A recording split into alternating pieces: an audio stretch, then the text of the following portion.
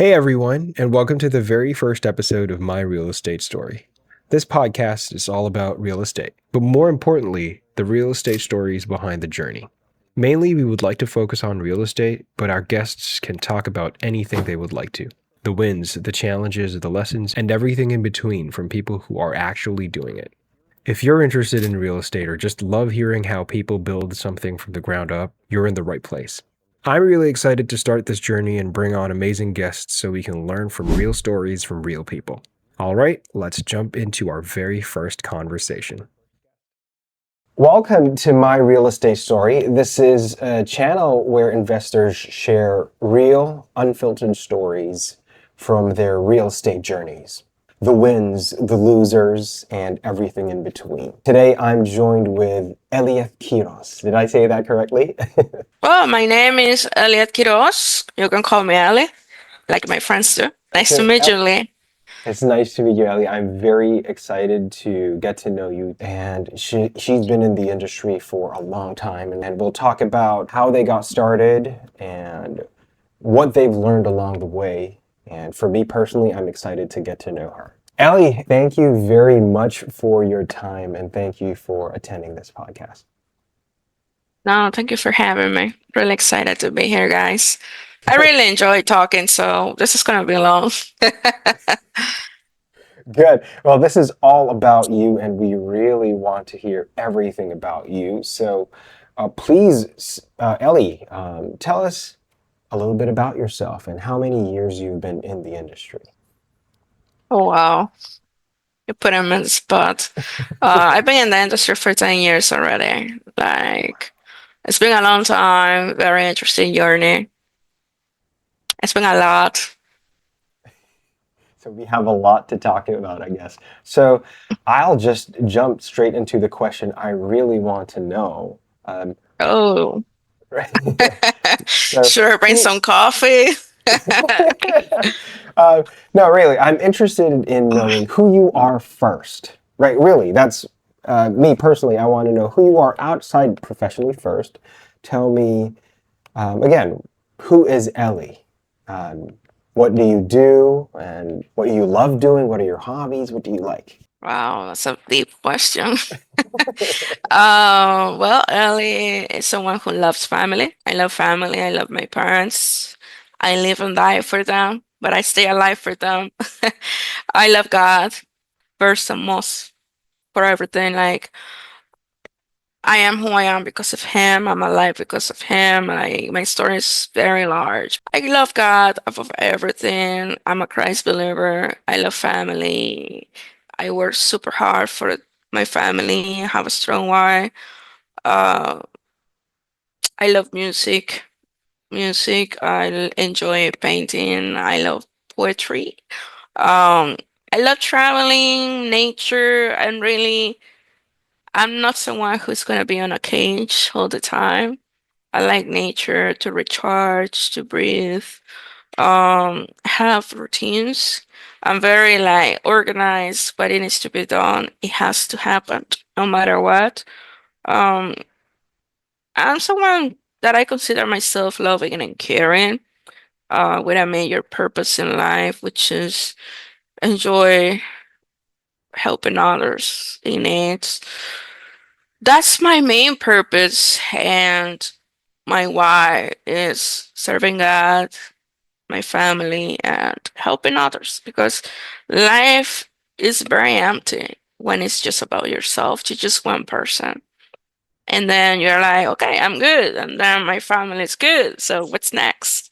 And if you don't have God in your life, reaching certain points where you're making so much money, like to have so much blessings, but your life is just limited to yourself, it's just too empty.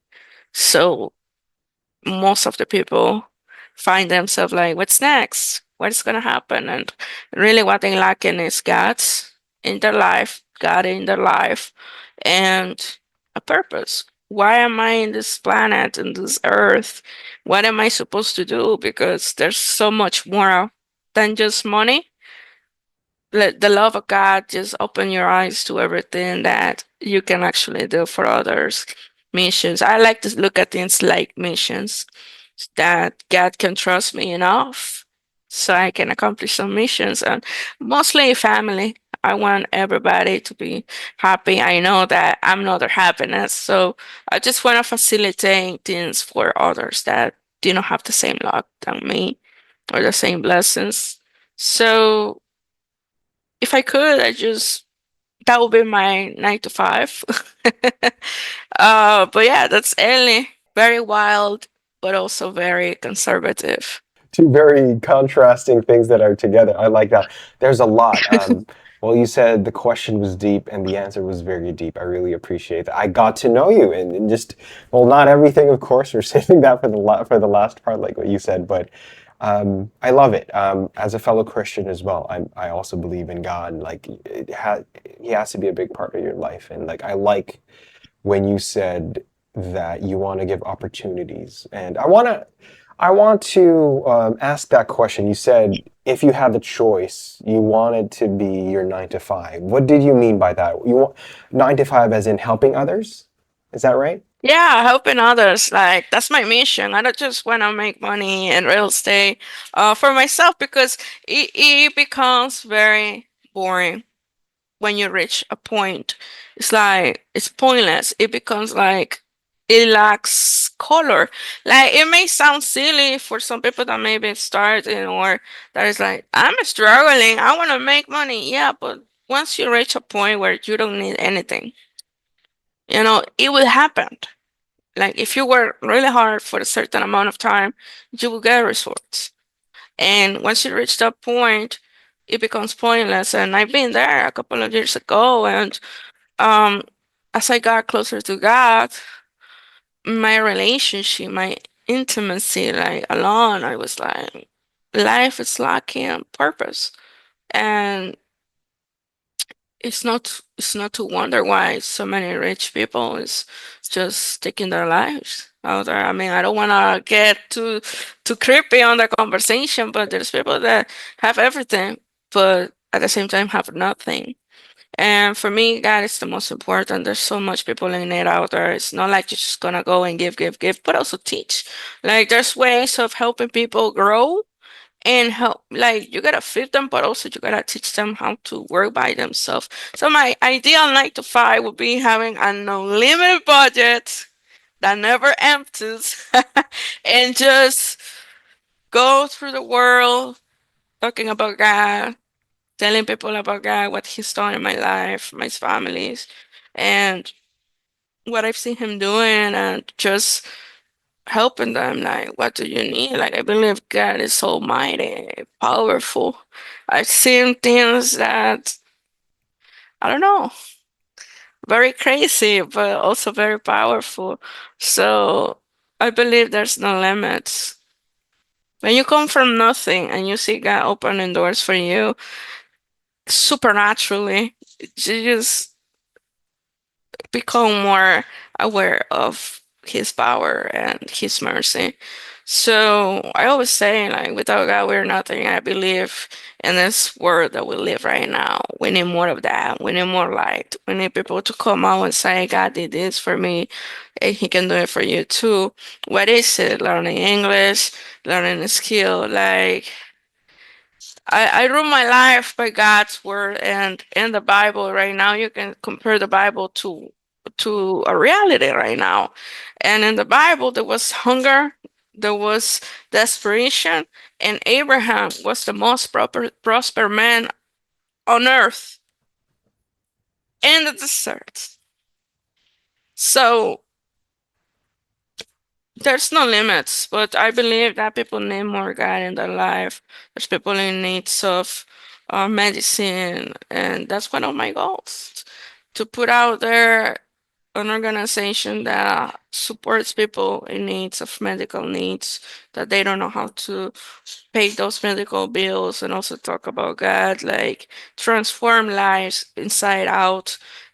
That's my future, and I believe that's what is going to happen eventually.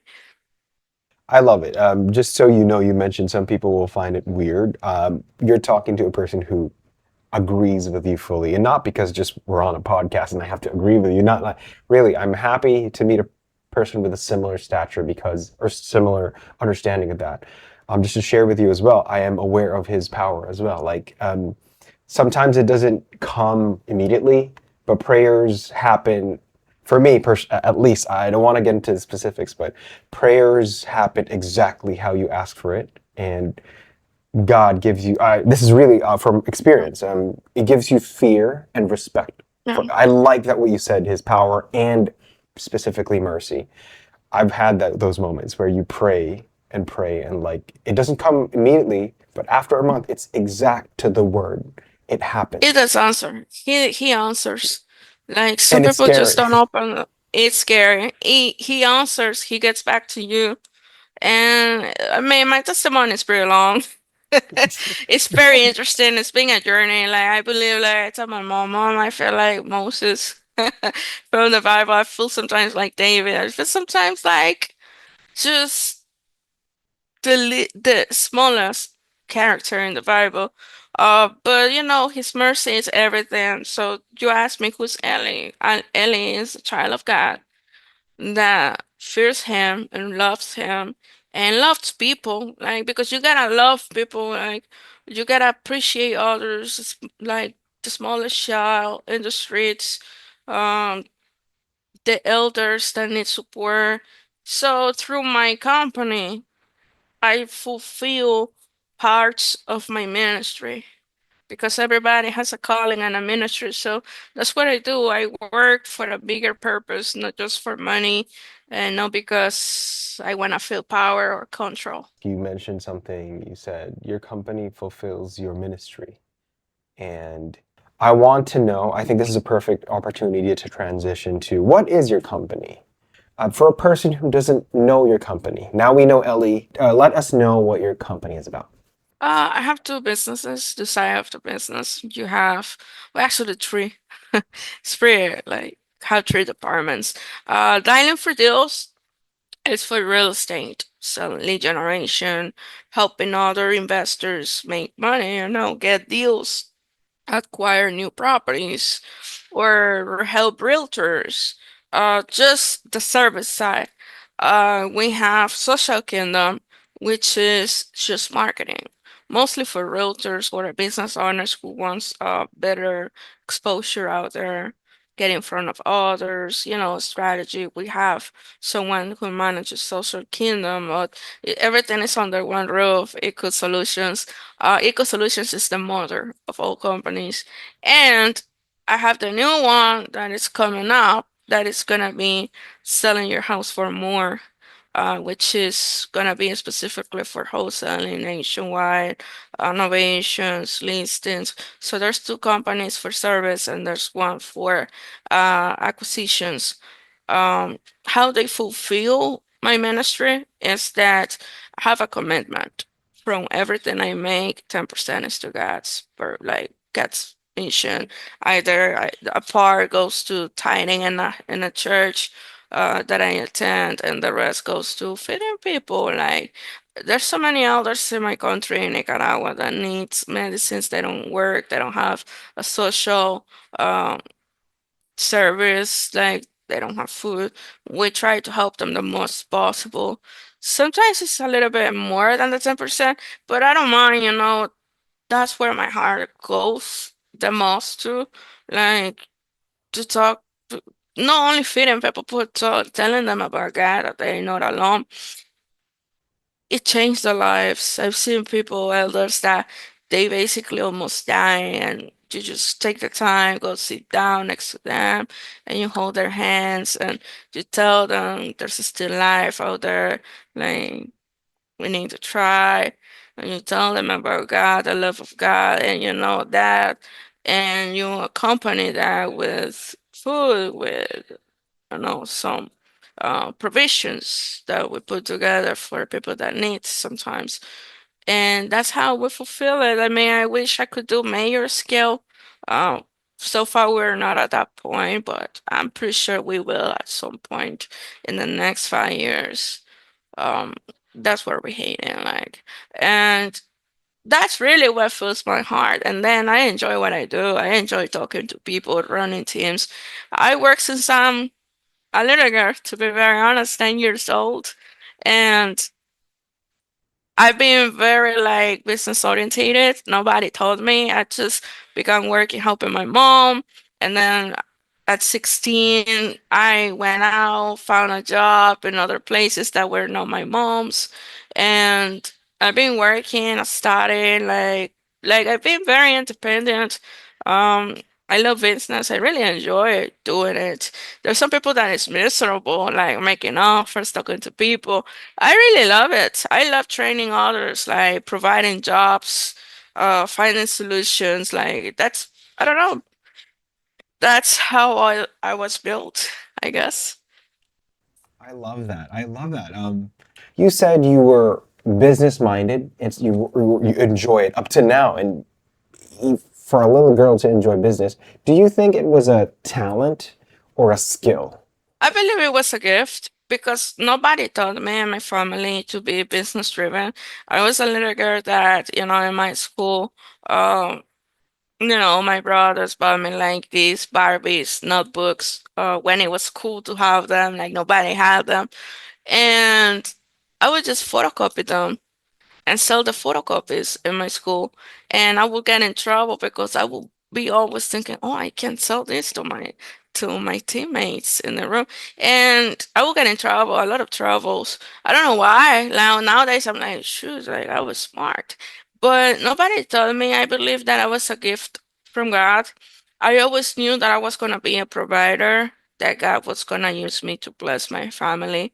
I come from very small resources, and maybe that's what how really God used me, since a little age, because I was like, Mom, my mom didn't want me to go work for someone.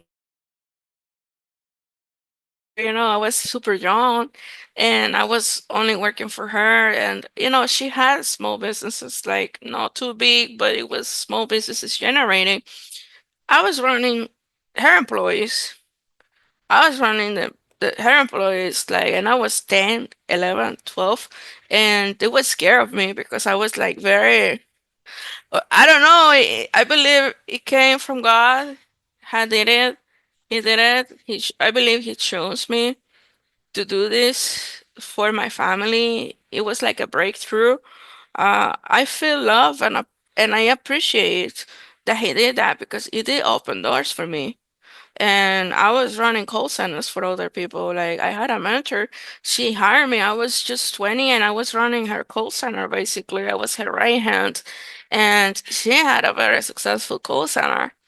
And I was helping her and it felt really good to feel power and success. And I believe that the major trait I have is that I really enjoy helping others.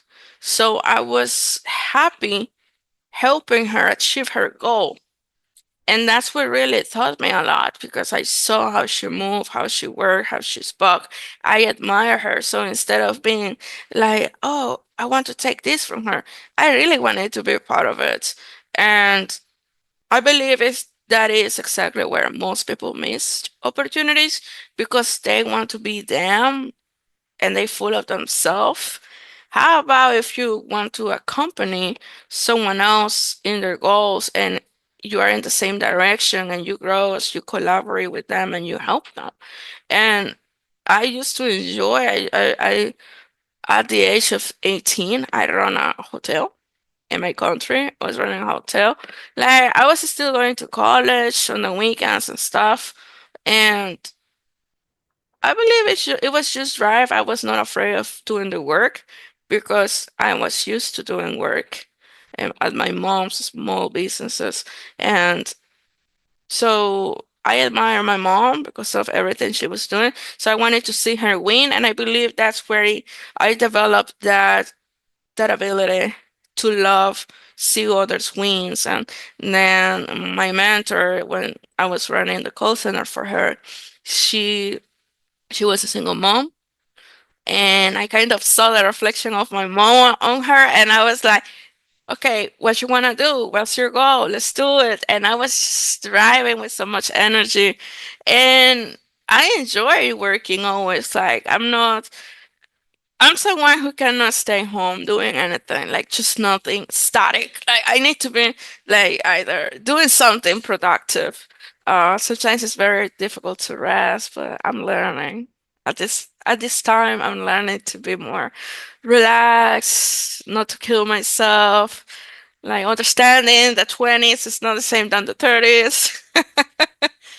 But yeah, that's where I'm at. Like, what else you want to know? You mentioned it's, I think, the inclination for business, right? That you wanted to do business, that was a gift, but wanting to work, am I right? Tell me if that's right. It's the gift of enjoying being in a business, helping other people, and alongside wanting to do hard work, right? Is that correct? Did I get that correctly from your story? Yeah. And which is very funny is that as I was growing up, used to work in a hotel, and then I will also do tourism. And then I used to help my mom, like as I was growing, I was meeting more people. And across that path, I met people that really out of nowhere, they would look at me and they would be like, "You're gonna be successful one day. You're gonna be very successful." And I didn't understand why, but then when I was doing tourism, I used to work, my work ethic was crazy. I was outworking my coworkers. I was like, I'm very competitive in a good sense that I don't want people to lose, but shoot, I want to win. And I remember when I was doing tourism, I was working over 10 hours. Like, I began working for free because I wanted to improve my English pronunciation, get to, practice. In the hotel, I didn't have that much practice because I was just doing, bookkeeping and reserves, and you really I didn't have to interact because I was not really dealing with them in person. Uh, but on tourism, I got to speak with a bunch of people, and I still remember that guy. He was an older folk from Canada and had a big beard. He was like, "Girl, I've been seeing you non-stop." And I'm like, "What do you mean?" He's like, "One day you're gonna have your own business." And I was shocked. And as I was growing up, always people was telling me that, and I believe it was because they saw my hard working spirit. Like, I was always like so hungry to learn to do, and not lazy, right? I mean, everybody, we're humans. Sometimes nowadays, I feel like I'm a little bit tired, but I really don't complain. I really like what I'm doing. I like to meet people, to help others, to help my team, like to motivate them. Sometimes they motivate me, and I like the people that I met through the years. So many valuable human beings. Like, I met people that it's like I wonder if they have wings. They taught me a lot over the years. I'm I've been able to learn so much from others. People has been willing to teach me, and I've been willing to learn. Uh, I I'm just gonna roll with the story, but 10 years ago that I began in the real estate industry, everything was just cold call, hire a VA, have a dialer, and we have evolved so much that now, for instance, in the dialing for deal section department, and I've seen so many people winning, and we have had so much success with what we're doing, training others. It's a little bit of everything. I just take things as they come up. Um, Right now, I'm running a program for one of my partners, where basically I run the whole operation for him, since hiring, training, lead generation, helping with the offers, helping, these poor people. Um, it's been amazing. Like, basically wearing all of the hats at the same time, developing people to be able to fulfill those positions. Like, it's just it's a new program we're doing with him, and I see so much things going on. Like we can do. I've found different ways of serving these sellers that is like I love it. I love to be able to help. Some people is really struggling out there. Really, I've heard some terrible stories that is like I hang up the call and I cry. Like someone telling you, imagine someone telling you I have cancer, stage 4, something.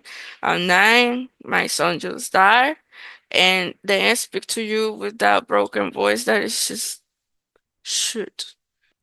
And how can I help this person? And I've connected with realtors across the country. Believe me, I've been 8 years in the industry. I met one person at least on each city in the United States. And thank God I've been able to collaborate and work with them at some point when I need help. And this is people that pick up the phone and they're like, yeah, Ellie, I help you. Let's do it. What do you need? And I've been, you know, I cannot complain. I've been very, very blessed. It's been an interesting journey. Sometimes it's been good, some other times I've been bad, you know. Sometimes I've been like, God, are you gonna intervene? I'm ready, you know, but other times it's been smooth and you just learn to be grateful for everything you have. Small, big rewards, like transitions, everything. I like that you went to tourism to practice your English. And I just want to say, uh, the proof is in the pudding.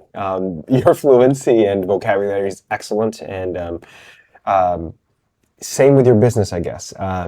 God has given you that, right? So everything that you've worked for you have been blessed accordingly, as I would say.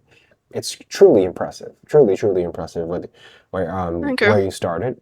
And I want to talk about one of the companies that you mentioned. So you mentioned Social Kingdom and then Eco Solutions and Dialing for Deals. I would like to believe that Dialing for Deals was the first one, right? Was that the first? Yes, it was. Okay. It was the Tell me, first one. tell me about Dialing for Deals. I know you're a lead generation expert. You're a specialist at that, right? And now that it has come to like it's now a company. So it's a striving company.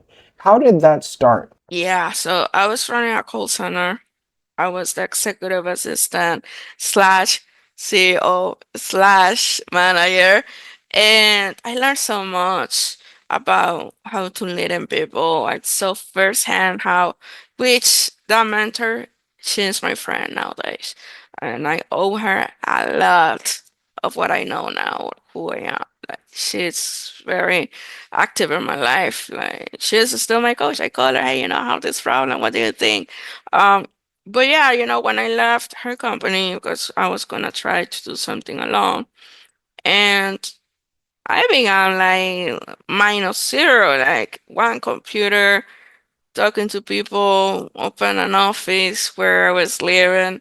It was very, very interesting start. Um, yeah, God bless me, people trusted me with their money.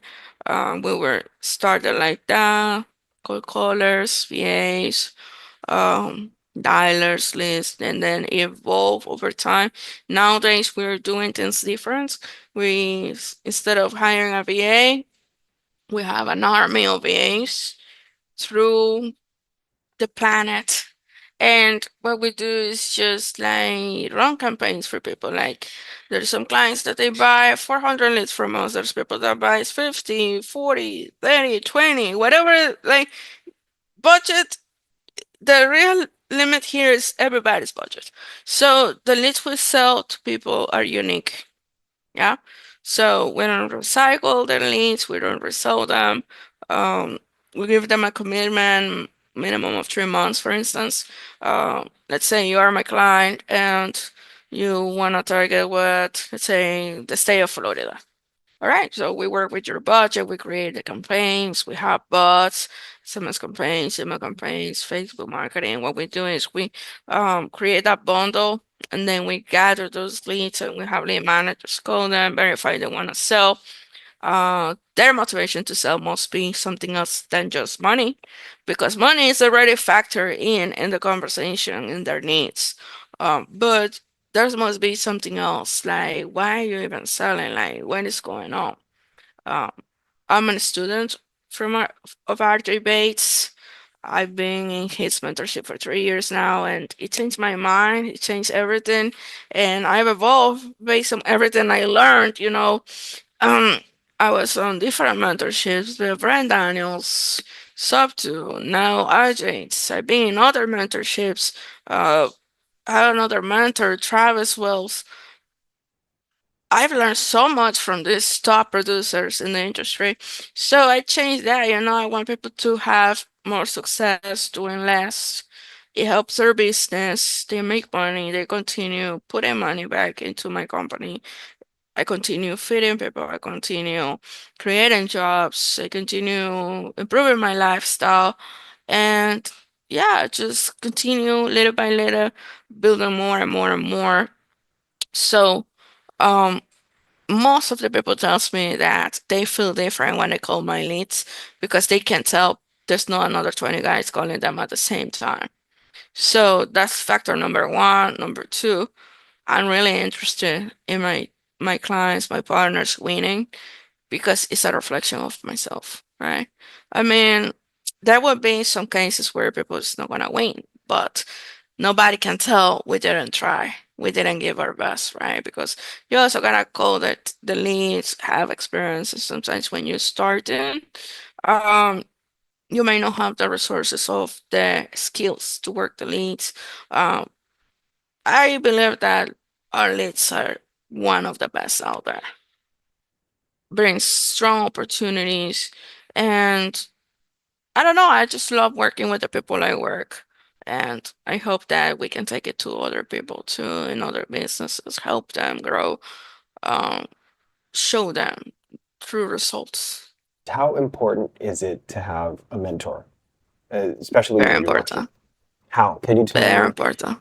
tell me your 100%. your thoughts about that? Very Like, important. mm, 100%. Without a mentor, things just get harder. Like I've landed deals that I would have not landed if I didn't go through so many, educational. Mostly the Titanium University mentorship from RJ Bates. That was like life changing right off the bat. Travis Wells, he is also from the same mentorship and he created his own mentorship, Hotels. Actually, you guys can look it up. He's just badass. Every time I watch, most of his videos are pre-recorded or you show up to the live calls, but most of the time I just watch the replays. His energy on the phones, on the camera, just it's like shakes you, and like he really makes you sound more like him. His energy, the way he speaks to the seller, very direct, analytical, very sharp, like on point. It's like a killer, It's like John Wick, stuff like that. RT is amazing too. Like in the community of the Titanium, there's some badass killers there too. Like I always join, listen how they talk to the sellers, and always learn something new. So I'm always willing to learn. So I guess that's what's make it a little bit so for me to always be adapting, growing, evolving. I'm not set on my ways. Like I'm willing to learn and grow myself. Because if you don't continue growing, educating yourself, you're gonna just stay in the past, like with the flip phones and Nokia, all of that people, Blackbusters that they gone, they vanished, they forgotten. You gotta keep evolving so you can continue bringing solutions, results. Right now, we found a way how to help wholesalers that are not able to close on um, retail leads, how to get them paid. We found a way, and I'm putting together a funnel so people can submit their leads and we can help them get paid by working those leads that they cannot work. Um, so there's so many things that are coming up with dialing for deals and um, the wholesaling side. We are coming along, helping people. I really believe that helping others is the right way to win. I believe that it was Jeff Bezos who says, I'm a trillionaire, but I'm only a trillionaire because I made other people billionaires. So it's not what I make out of it, it's like what other people can make out of it.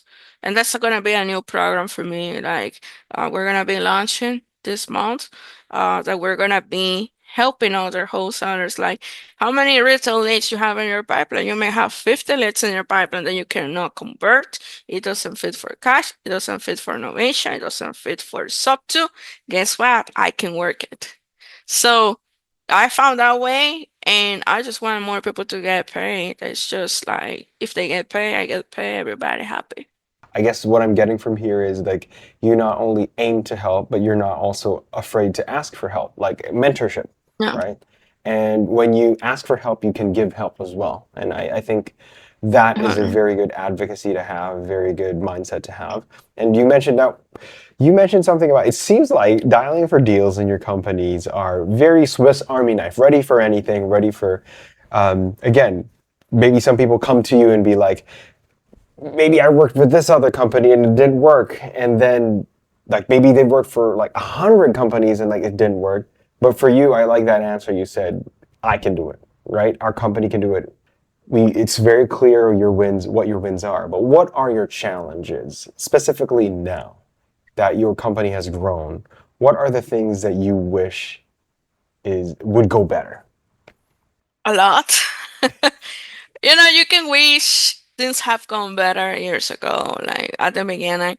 But hey, you gotta pay your dues. You gotta learn from mistakes. You gotta lose money. And I lost a lot of money in educational content. I lost a lot of money in trusting people, building people. I believe the major challenge right now that I face, and not only me, like I'm pretty sure a lot of people out there, they are facing the challenge of delegation and also replacing yourself. Right now, I'm working on that, getting to replace myself from some seats so I can work on the business. And I believe that's the major challenge that everybody has in their business as they grow. Right now, I'm working on that. I have already someone that is doing some things, and I'm like, yeah, I like what it's doing. I like how it's going. And little by little, we're just delegating a little bit here, a little bit there, and it's getting to understand the business to a point where I'm not called as frequent as I was before, like for questions, because I have someone that is investing in the business and is happy where it's at, growing, developing. I'm just gonna make sure it stays in the company by giving some equity of the company. But that's the major challenge that I've had over years. A lot of my burnout was like because I didn't have someone to replace me.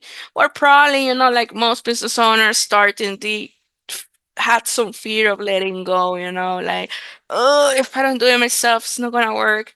I changed my mindset. Right now, that's my major challenge, finding more people relatable that are willing and able to actually learn, grow, and, join under my mission. I believe that is very important that if you hire people, they must be interested and invested in your mission, or at least want to go in the same direction with you. Because if not, it's gonna be a conflict of interest. It's just not gonna be the same. Then it's not gonna feel the same. It's not the same to show up to work for something that you like, love doing, and like, oh shoot, I gotta show up to work, like, oh, it's Monday. Firsthand, I've experienced enjoying doing what I do. For me, it's like, oh God, like it's Monday. Let's do it. What's gonna happen? What's going on? And you need more of that people. That's A talent. Type A talent. You don't find it by being cheap. I wanted to pay, no incentives. You find them by being generous, putting a structure, giving them guidance, clear expectations, constant communication, giving them space to fail, trial and error, but also like correcting them along the way, being positive.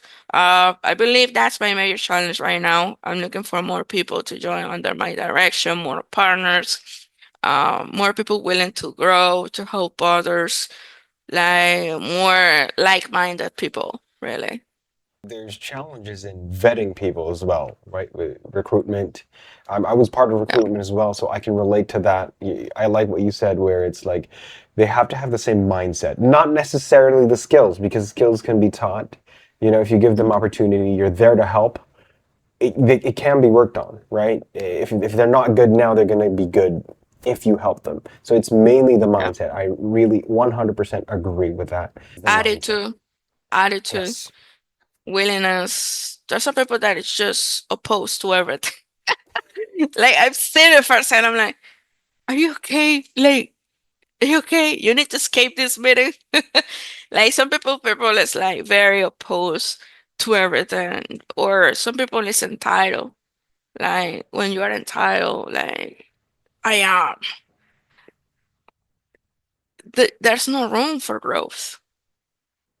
And if there's no room for growth, you guess what is gonna happen? Nothing is gonna happen. You're just gonna continue there stuck. You're not gonna grow, and wherever you go, it will be the same. Like constant failure, you know. Like you gotta really put your mind to something, be willing to be a student. That's very hard for people. Be willing to be a student. I think we've been in those positions where it's like when you get promoted, like you said, some people feel like they're high, but they forget that every step of the way it should be. It's not about yourself. It should be the people. For example, you're a trainer. I'm pretty sure in your company you will have trainers or QAs, quality analysts, that when they get their first promotion, especially the younger ones, they'd feel like, hey, I'm a trainer. Hey, I'm a QA. It should be like that, right? It should be, I should help you. I think you agree with that, right? Yeah, 100%. Um, it's a mentality, a mindset, like you said, but also it's a spiritual too. Like there's some people that is just negative. You're no matter what you do to them, what you give to them, they will be negative. So, uh, a lot of the betting is in the hiring. Like who you talk to, take your time. No rush, don't rush. I don't rush anymore to hire people. I just drag my feet and analyze it and think of it and I pray on it. And when I meet them constantly, talk to them like maybe 4 times before I say yes. And I make sure that it's people that fears God because it just they when a heart loves God, fears the Lord, it brings a different type of value to the culture because we're not just like-minded people, we are also hard, very alike. I want givers, I don't want takers. I want people that keeps like receives and gives, receives and gives, that is not mistreating others. So their communication skills must be really good. So there's no guessing around or like pretending their tone of voice. Like there's gotta be people that is positive by nature. So you cannot try to become a sunshine from day to night. You must be a sunshine. That's very important. I want people like me that are a reflection of me, that are willing to work hard, do whatever it takes to make it happen. And more importantly, people that love their family, that have a true purpose in their life besides just making money.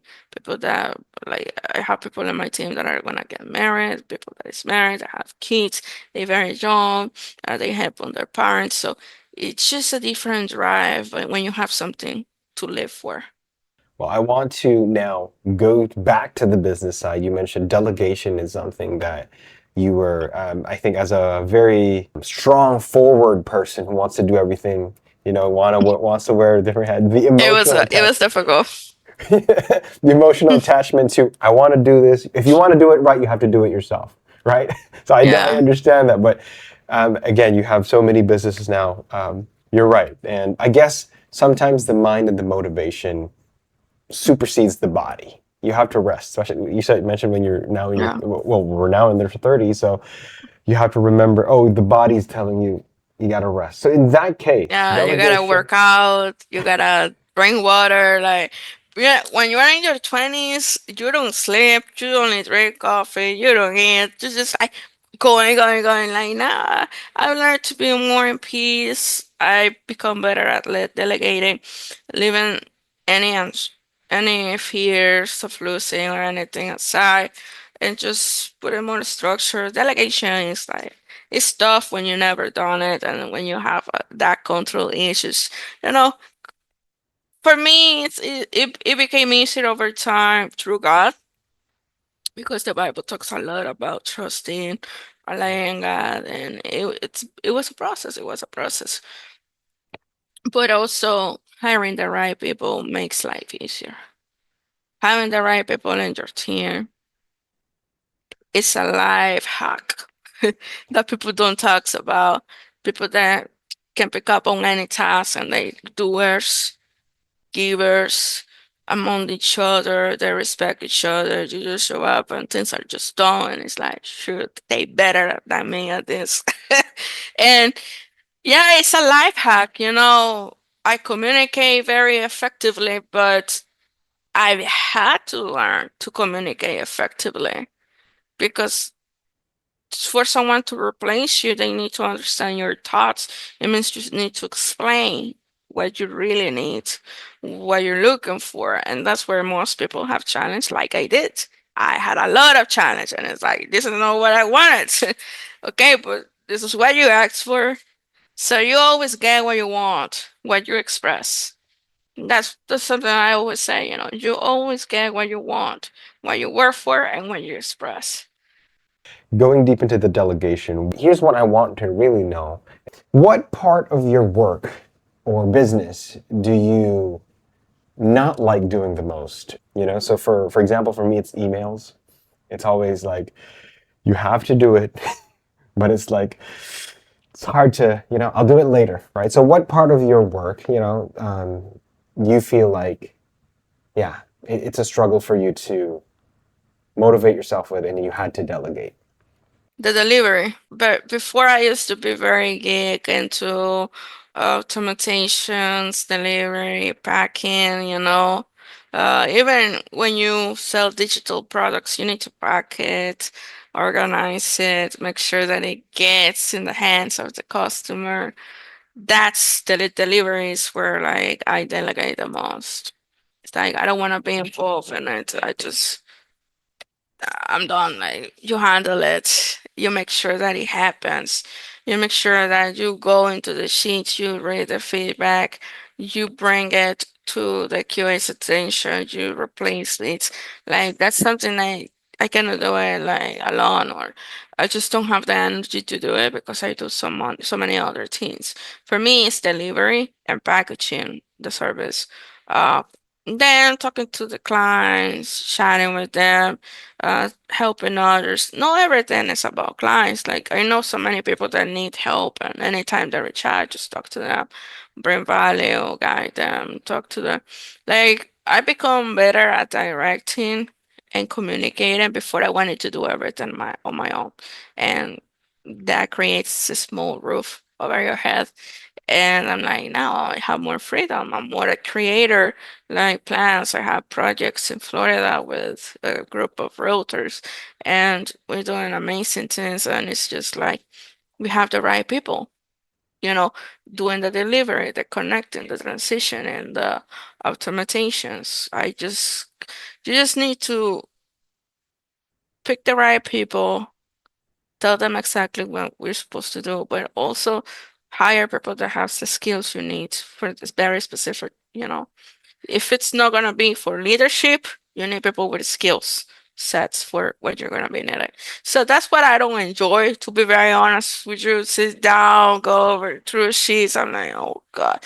Like, I do it because I must always understand what is going on. Where are we failing? Where are we winning? Do we need to change something?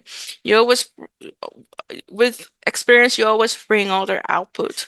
So yeah, that's where I don't enjoy spending time on, but I still do sometimes.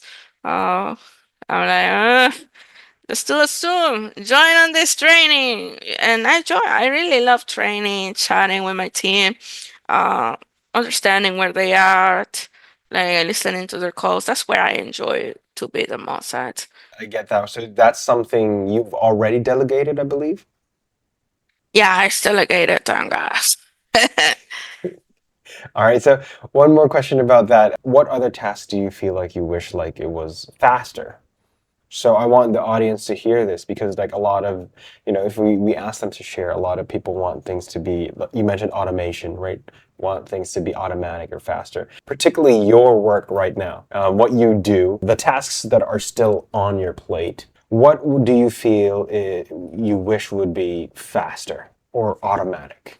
There's some things that I cannot share because I'm working on some projects That's okay. That's behind okay. scenes.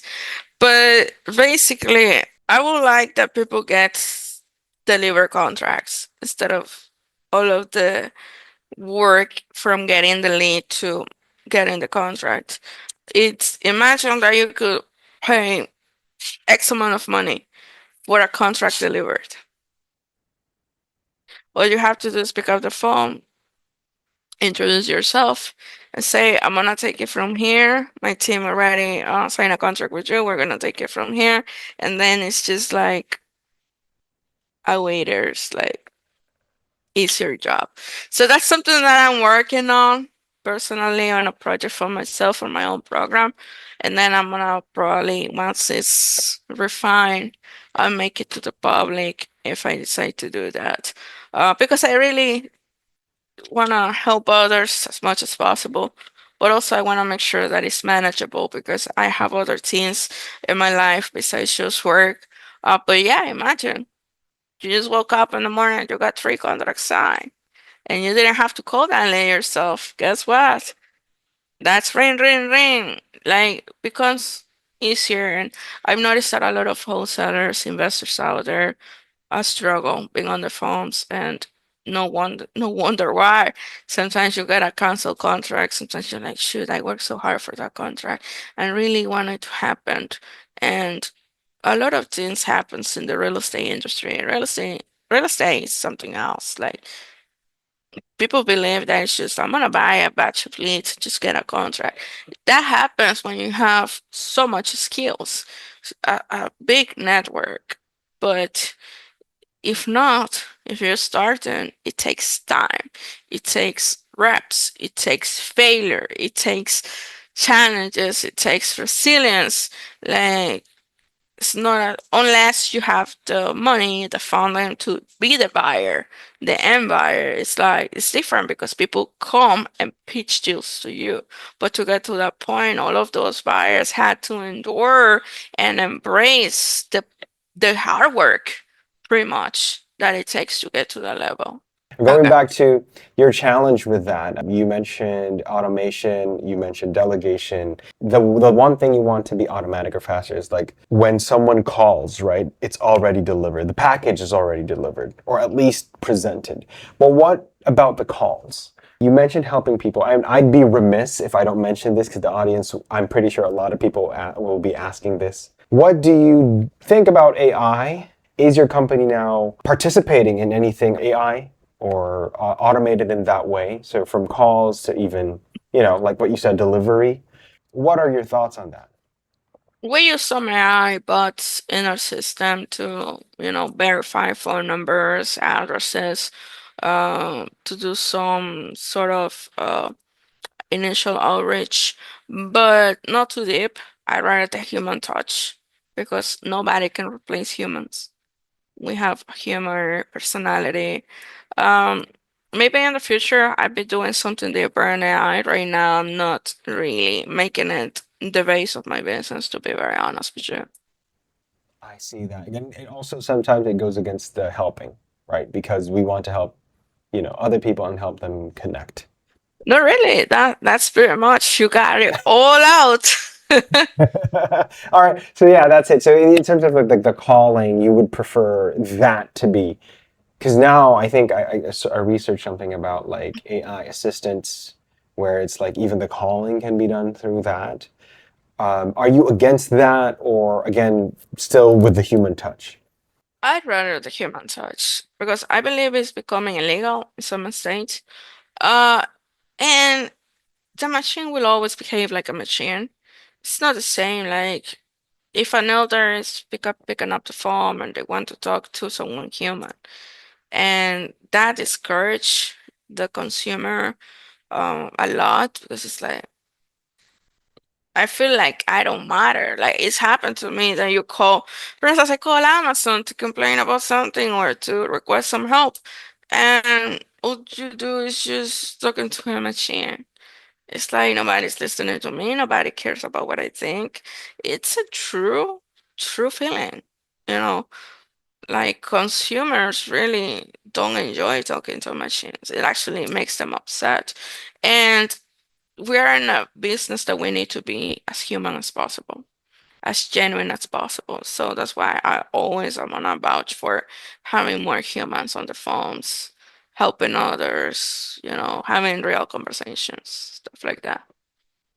And I watched one of your videos, and you mentioned it today, where it's like it's not only about the money, it's about the other reasons why they want to sell their property or whatever. And I guess for now, machines, and I think forever, machines can't ever determine those other reasons. The machines are Yeah. number space, right? I mean, technology is going to continue to evolve and develop so many other things for businesses. I can tell you there's like 100 different ways to automate your business from like reminders, from automatic emails, automatic audience engagement. Like there's ways of using it properly, but if you want to bring true value to people, you should have more humans on the phone.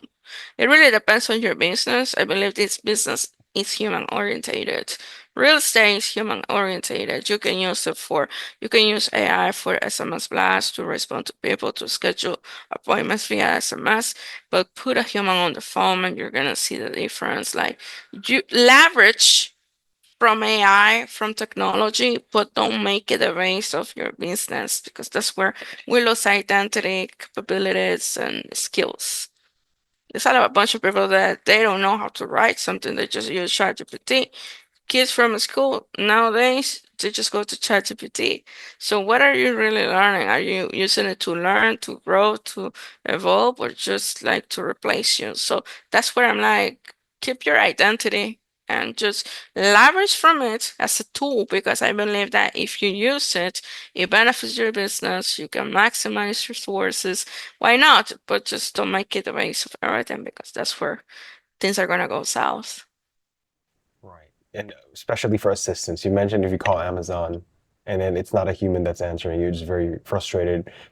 Yeah. So I guess you don't see your business going through that as well, because based on experience, right? No, we're just gonna continue using as a leverage, but no, make it like the pillar of the business because that's where the real value is at.